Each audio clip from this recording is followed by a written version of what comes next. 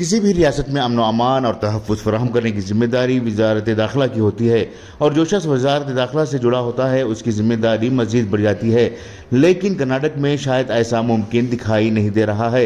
बेंगलुरु में एक नौजवान का खत आपसी रंजिश की बुनियाद पर हुआ था, जिसे फौरी तौर पर वज़ीर दाखिला अर्गा ज्ञानेंद्रा ने यह कहकर रियासत में सनसनी फैलाई कि चंद्रू नामी नौजवान RSS से ताल्लुक़ रखता था और इस पर हमला करने वालों ने इसे इस वजह से हिलाक किया कि वो उर्दू नहीं जानता था।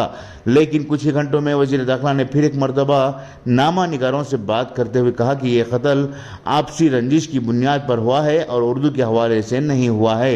मैंने जल्दबाजी में गलत अल्फाज का इस्तेमाल किया और मुझे मिलने वाली इत्तलात की बुनियाद पर मैंने इस खत को उर्दू ज़ुबान से जोड़ा है।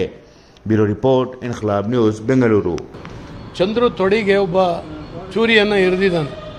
ಹಾಗಾಗಿ ಆತನ ಕರ್ಕೊಂಡು ಹೋಗೋದ್ರೊಳಗಾಗಿ ತೀರೋಗಿದ್ದಾನೆ ಚಂದ್ರು.